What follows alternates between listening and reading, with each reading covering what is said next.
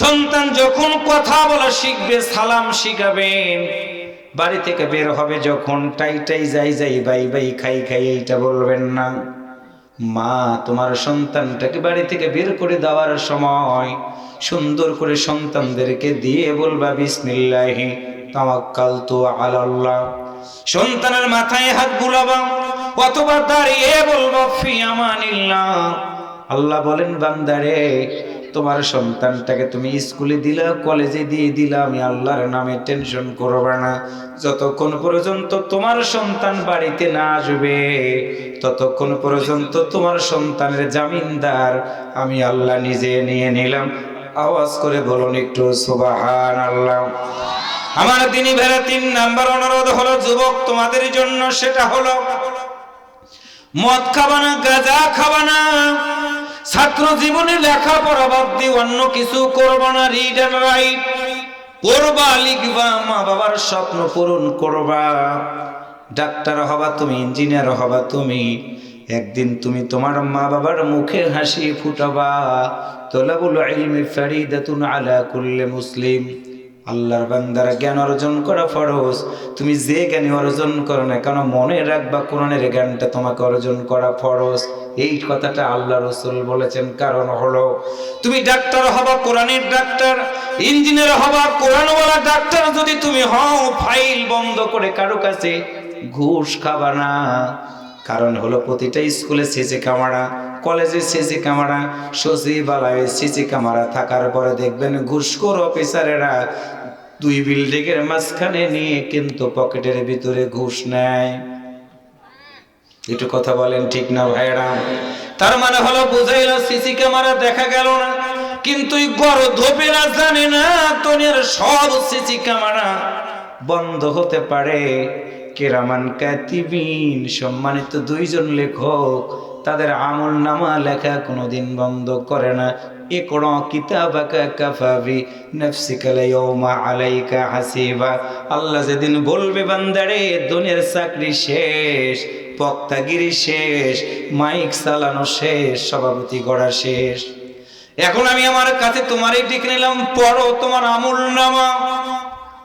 আমি তোমার আমল নামা দেখবো। ইকরা পড়ো কিতাবাকা কাফা বিনাফসিকা আল-ইয়াওমা আলাইকা হাসিবা। বান্দারে তোমার আমল নামা পড়ো, আমি দেখবো কি আছে তোমার আমল নামাতে।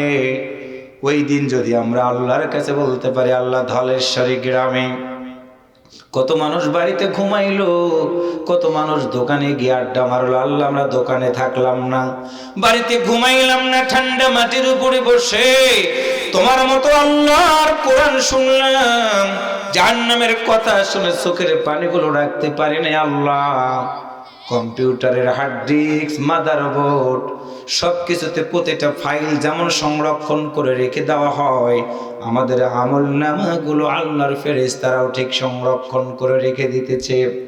আল্লাহ সেদিন বলবে তোমার মাদারবোর্ডটাকে ওপেন করলাম, মাউস দিয়ে চাপ দিবে, কিবোর্ডে চাপ দিবে, এইরকম প্যান্ডেলটা ভেসে আসবে, ভেসে আসবে। আল্লাহ বলবে আব্দুর রহমান তুমি কোথায়, আবুল কালাম কোথায়, রাকিবুল কোথায়? ঠিক খুঁজতে খুঁজতে আমি দেখবো ওই যে খুঁটির পাশে জীর্ণ শীর্ণ হয়ে বসে আছি আমি। ফেরেশতারা বলবে আব্দুর রহমান বাড়িতে না ঘুমায়া আল্লাহর কোরআনের মাহফিলে কেন বসেছিলে, তুমি কি আজকে বলবা না? সেদিন বলবো আমি আজকে বলবো না, আমার আল্লাহ বলুক আমার আমল নামার ভিতরে কি আছে, আল্লাহ দেখে দেখে বলো। সেদিন আমার আমল নামার ভিতরে থাকবে এই কথাটা, আল্লাহ আমি তোমারে কোনোদিন দেখি নাই, দেখি নাই, তোমার জাহান্নাম দেখি নাই, তবে ইত্তাকুল্লাহ আমার দিলের ভিতরে ভয় ছিল তোমার মতো আল্লাহর, যার কারণে আমি কোরআনের মাহফিলে বসেছিলাম। মালিক রে তোমার কথাগুলো শুনেছিলাম, শুধুমাত্র একটা আশা ছিল মরে যাওয়ার পরে তোমার একটু জান্নাতের ভিতরে থাকবো। আল্লাহ সেদিন বলবে বান্দারে তুমি কি জান্নাত দেখেছো কিনা? আমরা বলবো আল্লাহ না না না, আলেমদের কাছ থেকে শুনেছি জান্নাতের বর্ণনা, জান্নাতের হুরিরা থাকবে, আমাকে গ্রহণ করবে। আল্লাহ বলবে আমারেও দেখো নাই, আমার জান্নাতও দেখো নাই, জাহান্নামের কথা শুনে শুনে তুমি তোমার চোখটা দিয়ে কেঁদে দিয়েছো। ওই যে দেখো সমুদ্রের নদীর পানি যখন বাড়ে, আল্লাহর বান্দারা দেখবেন সকালবেলা পানি আছে 1 হাত, বিকেলবেলা দেখবেন পানি 2 হাত বেড়ে সুন্দর করে কিনারা পর্যন্ত পানি চলে এসেছে। আবার একই পানি আল্লাহ বলবে চলে যাও চলে যাও, পানিগুলো চলে যাবে, শত চেষ্টা করে পানি আর পাবো না। আল্লাহ সেদিন বলবে বান্দারে জীবন কত কোনটা তোমার চলে গেছে আমি বলতে পারবো, তবে তোমারে বলে দিলাম তোমার আমল নামার ভিতরে আমি দেখবো নামাজের জন্য কত ঘন্টা সময় আছে, রোজার জন্য কত ঘন্টা সময় আছে, নেক আমলের জন্য কত ঘন্টা সময় আছে, আমি আল্লাহ বিচার করব।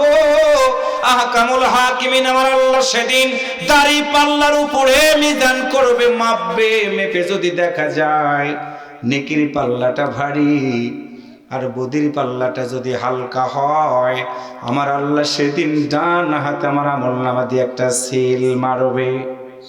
ওই সিলটা যদি আমার ডান হাতে পড়ে রে ভাই,